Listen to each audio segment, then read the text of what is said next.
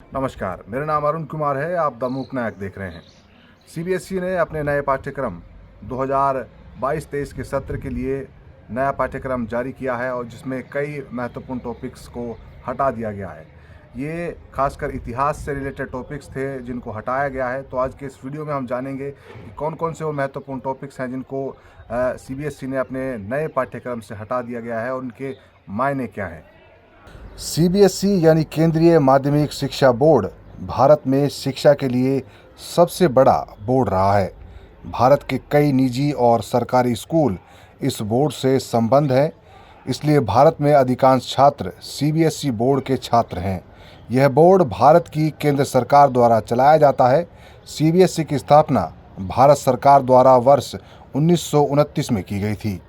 कुल मिलाकर 26,054 स्कूल हैं जो भारत में सीबीएसई से संबद्ध हैं। इसके साथ ही विदेशों में 240 और स्कूल हैं जो सीबीएसई से संबद्ध हैं। सीबीएसई बोर्ड से संबद्ध सभी स्कूल कक्षा 9वीं से 12वीं के लिए समान पाठ्यक्रम का पालन करते हैं। सीबीएसई बोर्ड के वर्तमान अध्यक्ष विनीत जोशी हैं, जो एक आईएएस भी हैं। सीबीएसई से संबद्ध सभी स्कूलों को एनसीईआरटी द्वारा जारी किए गए पाठ्यक्रम का पालन करने का निर्देश दिया गया है। यह नियम कक्षा 9वीं से 12वीं के लिए लागू है, क्योंकि कक्षा 10वीं और 12वीं की अंतिम परीक्षा सीबीएसई द्वारा आयोजित की जाती है। अब केंद्रीय माध्यमिक शिक्षा बोर्ड यानी सीबीएसई ने सत्र 2022-23 के लिए पाठ्यक्रम में बड़े बदलाव किए हैं।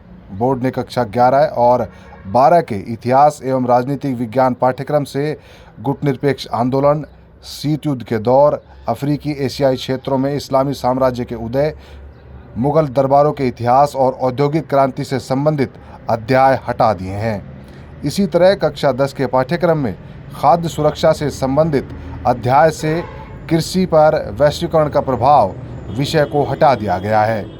इसके साथ ही धर्म सांप्रदायिकता और राजनीति सांप्रदायिकता धर्मनिरपेक्ष राज्य खंड से फैज़ अहमद फैज़ की 2 उर्दू कविताओं के अनुवादित अंश को भी इस साल बाहर कर दिया गया है। सीबीएसई ने पाठ्यक्रम सामग्री से लोकतंत्र और विविधता संबंधी अध्याय भी हटा दिए हैं। फैज़ की जो नज़में हटाई गई हैं वो इस प्रकार हैं। इतनी मुलाकातों के बाद भी हम अजनबी रहते हैं, इतनी बारिश के बाद भी खून के धब्बे रह जाते हैं। वहीं दूसरी नज़्म है, आज जंजीरों में जकड़े सार्वजनिक चौक में ले चलो। सीबीएसई के नए सिलेबस से हटाए गए अंशों में 2 पोस्टर और एक राजनीतिक कार्टून भी शामिल है। पोस्टर में फैज़ की नज़्म का अंश लिया गया था। जानकारी के अनुसार इसमें से एक नज़्म फैज़ की तब लिखी गई थी जब उन्हें लाहौर की जेल से जंजीरों में बांधकर तांगे से एक दंत चिकित्सक के पास ले जाया जा रहा था। वहीं दूसरा अंश फैज़ की साल 1974 में ढाका यात्रा के दौरान लिखी गई कविता से लिया गया है।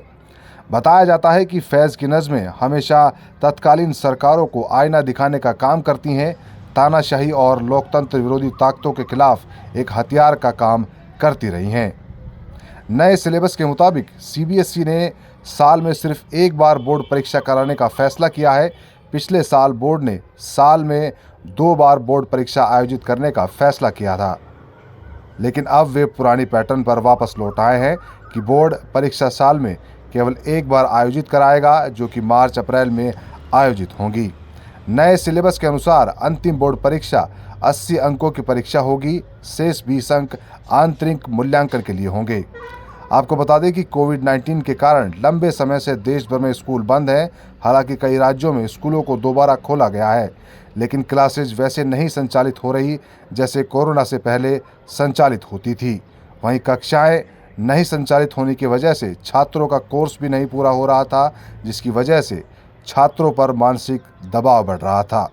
यही कारण है कि अगले शैक्षणिक सत्र से इस गैप को जल्द से जल्द भरने और बच्चों से पाठ्यक्रम का बोझ कम करने के लिए एनसीईआरटी द्वारा ये फैसला लिया जा रहा है।